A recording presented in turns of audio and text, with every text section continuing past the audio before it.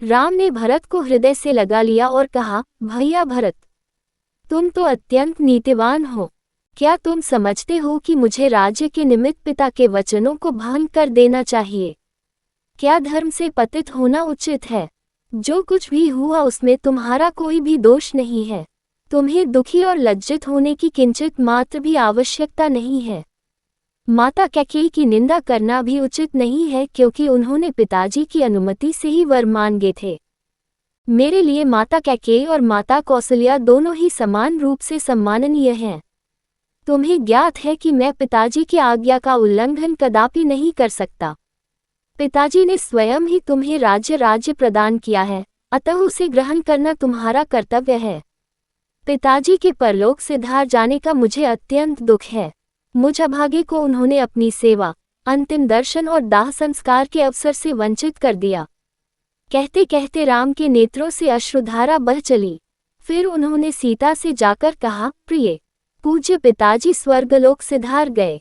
तत्पश्चात लक्ष्मण को संबोधित करते हुए बोले, भैया, अभी अभी मुझे ये समाचार भरत से प्राप्त हुआ है कि हम पितृविहीन हो गए हैं। इस सूचना को सुनते ही सीता और लक्ष्मण बिलक बिलक कर रो पड़े। इसके पश्चात राम ने प्रयासपूर्वक धैर्य धारण किया और सीता तथा लक्ष्मण के साथ मंदाकिनी के तट पर जाकर पिता को जलांजलि दी। वकल चीर धारण किया, हंगूदी के गूदे का पिंड बनाया और उस पिंड को कुशा पर रखकर उनका तर्पण किया। पिंडदान तथा स्नानादि से निवृत्त होने के पश्चात वे अपनी कुटिया में लौटे और भाइयों को भुजाओं में भरकर रोने लगे। उनके आर्तनाद को सुनकर गुरु वशिष्ठ तथा सभी रानियां वहां आ पहुंची। विलाप करने में वे रानियां भी सम्मिलित हो गईं। फिर प्रयासपूर्वक धैर्य धारण करके राम, लक्ष्मण और सीता ने सब रानियों एवं गुरु वशिष्ठ के चरणों की वंदना की। कुछ काल पश्चात सभी लोग रामचंद्र को घेर कर बैठ गए और महाराज दशरथ के विषय में चर्चा करने लगे। इस प्रकार वह रात्रि व्यतीत हो गई। प्रातःकाल संध्या उपासना आदि से निवृत्त होकर राजगुरु तथा मंत्रीगण को साथ लेकर भरत राम के पास आए और बोले, हे रघुकुल शिरोमणि, प्रतिज्ञाबद्ध होने के कारण पिताजी ने अयोध्या का राज्य मुझे प्रदान किया था। उस राज्य को अब मैं आपको समर्पित करता हूँ। कृपा करके आप इसे स्वीकार करें। राम ने कहा, भरत, मैं जानता हूँ कि पिता की मृत्यु और मेरे वनवास से तुम अत्यंत दुखी हो, किंतु विधि के विधान को भला कौन टाल सकता है। किसी को भी इसके लिए दोष देने की आवश्यकता भी नहीं है। संयोग के साथ वियोग का और जन्म के साथ मृत्यु का संबंध तो सदा से ही चला आया है। हमारे पिता सहस्त्रों यज्ञ, दान तप आदि करने के पश्चात ही स्वर्ग सिधारे हैं, इसलिए उनके लिए शोक करना व्यर्थ है। तुम्हें पिताजी की आज्ञा मानकर अयोध्या का राज्य करना चाहिए और मुझे भी उनकी आज्ञा का पालन करते हुए वन में निवास करना चाहिए। ऐसा न करने से मुझे और तुम्हें दोनों को ही नरक की यातना भुगतनी पड़ेगी। राम के ये तर्कपूर्ण वचन अकाट्य थे। इन वचनों को सुनकर भरत ने हाथ जोड़कर कहा, हे आर्य, इस दुर्घटना के समय मैं अपने नाना के घर में था। मेरी माता की मूर्खता के कारण ही यह सारा अनिष्ट हुआ। मैं भी धर्माधर्म का कुछ ज्ञान रखता हूँ, इसलिए मैं आपके अधिकार का अपहरण कदापि नहीं कर सकता। आप क्षत्रिय हैं और क्षत्रिय का धर्म जटा धारण करके तपस्वी बनना नहीं अपितु प्रजा का पालन करना है। आपसे आयु, ज्ञान, विद्या आदि सभी में छोटा होते हुए भी मैं सिंहासन पर कैसे बैठ सकता हूँ। इसीलिए आपसे प्रार्थना करता हूँ कि आप राज सिंहासन पर बैठकर मेरे माता को लोक निंदा से और पिताजी को पाप से बचाइए, अन्यथा मुझे भी वन में रहने की अनुमति दीजिए। रामचंद्र ने भरत को फिर से समझाते हुए कहा, पिताजी ने तुम्हें राज्य प्रदान किया है और मुझे 14 वर्ष के लिए वनवास की आज्ञा दी है। जिस प्रकार मैं उनके वचनों पर श्रद्धा रखकर उनकी आज्ञा का पालन कर रहा हूँ, उसी प्रकार तुम भी उनकी आज्ञा को अकाट्य मानकर अयोध्या पर शासन करो। उनके वचनों की यदि हम अवहेलना करेंगे तो उनकी आत्मा को क्लेश पहुँचेगा। तुम्हें राजकार्य में समुचित सहायता देने के लिए शत्रुघ्न तुम्हारे साथ हैं ही। पिताजी को अपनी प्रतिज्ञा के ऋण से मुक्ति दिलाना हम चारों भाइयों का कर्तव्य है। रामचंद्र के वचनों को सुनकर अयोध्या के अत्यंत चतुर मंत्री जाबाली ने कहा, हे रामचंद्र, सारे नाते मिथ्या हैं। संसार में कौन किसका बंधु है? जीव अकेला ही जन्म लेता है और अकेला ही नष्ट होता है। सत्य तो यह है कि इस संसार में कोई किसी का संबंधी नहीं होता।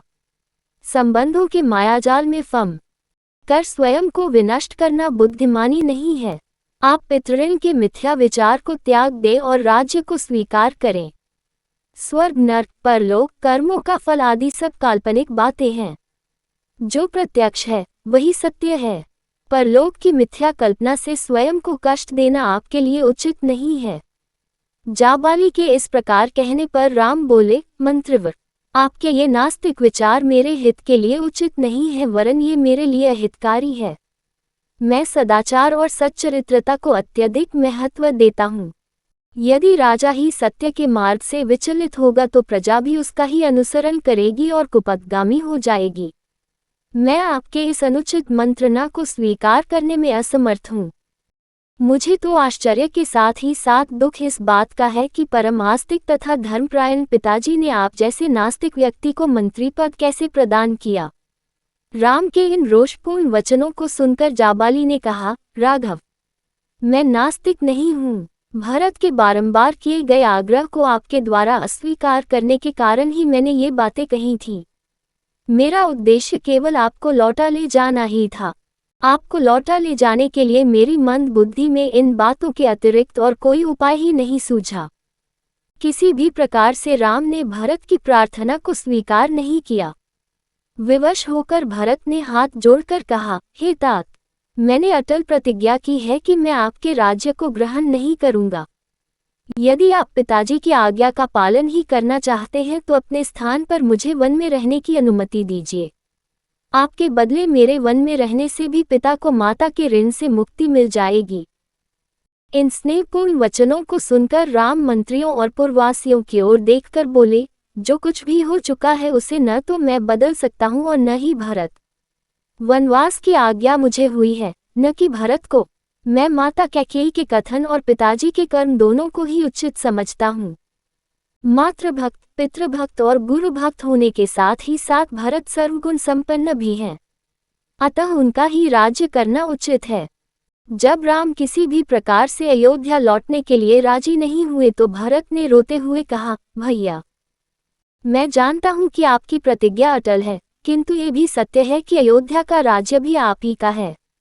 अतः आप अपनी चरण पादुकाएं मुझे प्रदान करें। मैं इन्हें अयोध्या के राज सिंहासन पर प्रतिष्ठित करूंगा और स्वयं वकल धारण करके ब्रह्मचर्य व्रत का पालन करते हुए नगर के बाहर रहकर आपके सेवक के रूप में राजकाज चलाऊंगा। 14 वर्ष पूर्ण होते ही यदि आप अयोध्या नहीं पहुंचे तो मैं स्वयं को अग्नि में भस्म कर दूंगा। यही मेरी प्रतिज्ञा है। रामचंद्र जी ने भरत को हृदय से लगाकर उन्हें अपनी पादुकाएं दे दी। फिर शत्रुघ्न को समझाते हुए बोले, भैया, माता कैकेयी को कभी अपशब्द कहकर उनका अपमान मत करना। इस बात को कभी न भूलना कि वे हम सबकी पूज्य माता हैं। तुम्हें मेरी और सीता की शपथ है। फिर माताओं को धैर्य बंधाकर सम्मानपूर्वक सबको विदा किया। श्री राम की चरण पादुकाओं के साथ भरत और शत्रुघ्न रथ पर सवार हुए। उनके पीछे अन्य अनेक रथों पर माताएं, गुरु, पुरोहित, मंत्रीगण तथा अन्य पुरवासी चले। सबसे पीछे सेना चली। उदास मन लिए हुए सब लोग 3 दिन में अयोध्या पहुँचे। अयोध्या पहुँच जाने पर भरत ने गुरु वशिष्ठ से कहा, गुरुदेव, आपको तो ज्ञात ही है कि अयोध्या के वास्तविक नरेश राम हैं। उनकी अनुपस्थिति में उनकी चरण पादुकाएं सिंहासन की शोभा बढ़ाएंगी। मैं नगर से दूर नंदीग्राम में पर्णकुटी बनाकर निवास करूंगा और वहीं से राजकाज का संचालन करूंगा। फिर वे नंदीग्राम से ही राम के प्रतिनिधि के रूप में राज्य का कार्य संपादन करने लगे।